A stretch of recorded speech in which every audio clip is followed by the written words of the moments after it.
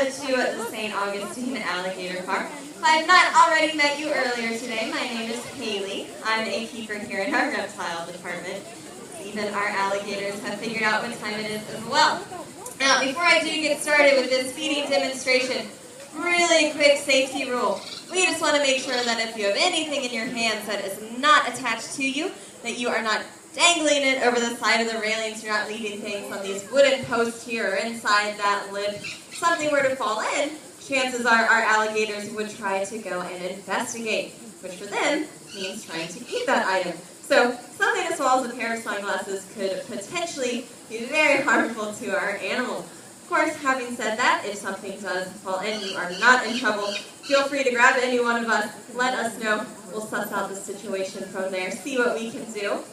And as I said, this is just a feeding demonstration. There are 39 American alligators in this exhibit right here. If I were to try and feed all 39, I would be here all day. So I am just going to toss some food out. Some are going to get food, some won't. Do not even worry if it looks like your favorite alligator is not eating. They are fed other than these demonstrations, and I'm sure you can look at them and see if that they are definitely not wanting for food. Very well taken care of here. Now I do have two different food items that I brought with me. The first is what I feed, or what we feed, the majority of the time to all of our crocodilians. This nice, large, dry crocodilian diet. So right here in this big pellet is all of the nutritional needs an alligator or crocodilian needs in order to grow and survive. Does not look like very much is in there, but it definitely is. And it's made by Missouri, which is an exotic animal food company, which is paired up with Purina. A lot of crocodilian minds, biologists, they all got together and figured out just what was needed. And the best part is that it floats, and our alligators absolutely love it. Some of them even prefer eating those pellets rather than other whole food items. But of course, you yourself can purchase a nice handful of those pellets, so it's not always fun to see me do it. So I did also bring some chickens with me. And even though they do love those pellets, they're not going to turn their nose up at a nice chicken. Still great for them to get that whole animal, because that way, funny looking chickens, that way they get the feathers, the bones, the guts, everything that chicken had as its last meal. And I said they really enjoy eating these chickens as well. There we go. Nice jump. I'm going to go ahead and they've all been waiting very patiently. I'll shovel some of these pellets out here to appease the masses. But if you don't know anything about the history of our farm, we did celebrate our 120th anniversary at the end of May. So we have been around for quite a long time. I'm going to toss some out. That is Bomber. He is our longest alligator. Longest, not widest. He is over 13 feet long. He doesn't always come over here to beg for food, so I have to toss him some. But we were originally located right across the street where the Anastasia State Park is now. Of course, you cannot really view that original location. It is actually underwater. In the 1920s, we suffered from hurricanes, floods, other natural disasters. So we were forced to move right over here. Nice spot. We're still here, obviously. 1937, we were purchased by the Drisdale family. And we have been with them ever since. Under them, we went from having just American alligators to all 23 species of crocodilian.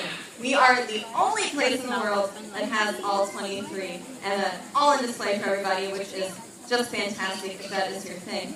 But I'm going to go ahead, I'm going to try and toss chicken to each one of these big gators up here. Now they are generalist carnivores.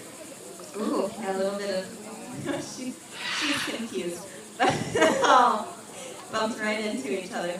He's right. The thing with tossing out these chickens is that with those pellets, allow me to demonstrate, they do float right at their eye line. So it's very easy for them to see when I toss those chickens out. It'd be a little bit more difficult. It falls right below that line of vision, so they don't always know that chicken is right there. That's because they're ambush predators. So all of their sensory organs are located right on top of their head, their eyes, their ears, their nose. That way, the majority of their body remains hidden underneath that water, but they can still see and sense that prey.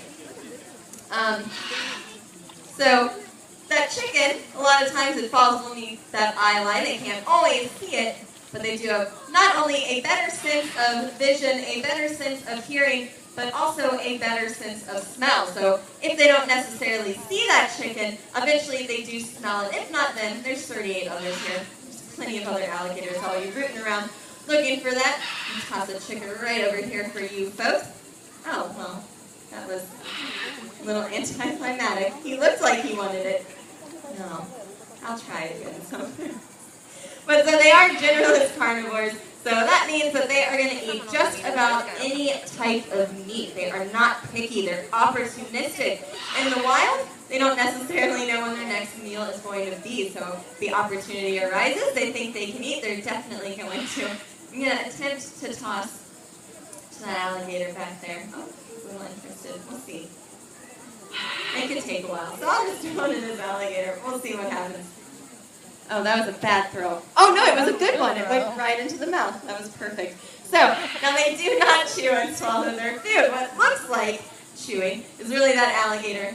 She ate that so quickly it was hard to even tell, but they're just moving that piece of food right around in their mouth, maneuvering it, trying to get it in just the right position. They tilt back their head, a little flap opens at the back of their throat, and then gravity pulls that food down for them.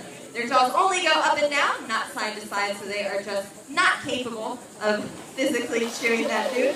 Also, they have about 70 to 80 conical-shaped teeth, and those teeth are made just to puncture and hold on. So no teeth for grinding, no teeth for tearing. Oh, there we go. That's our littlest female pumpkin. So they are forced to eat certain sizes of food, and even somebody bomber size back there, over 13 feet, will still eat something as small as an insect. They'll eat fish, crustaceans, small mammals, birds, and of course, once you do reach his size, you could not hang up on there, please. Also, once they do reach his size, they can take down an animal the size of a deer. Of course, like I said, they can't chew their food, so if you're wondering how they wind up getting that ability to eat something that large. Hey, Skipper! Would you like to eat again, too? They do something that TV has dubbed the death roll. It's not the way that they dismember their prey. It is the way that they actually... Oh, I said that wrong. It's the way they dismember their prey. I don't know. The death roll is not the way that they kill their prey. It's the way they dismember it.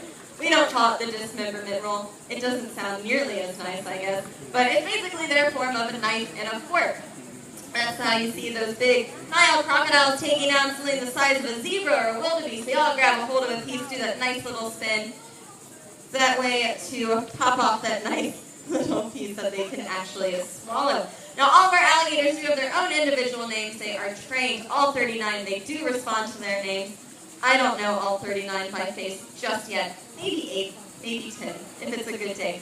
But it's great training for them, great training for us. When we go down in here with our alligators, and we want to call one specific animal over, we don't want all 39 coming towards us at once. But also, if we see an alligator that is not getting a lot of food, maybe needs a medical attention, we can call over that specific animal. They'll come right over to us. We can take care of all of that for them.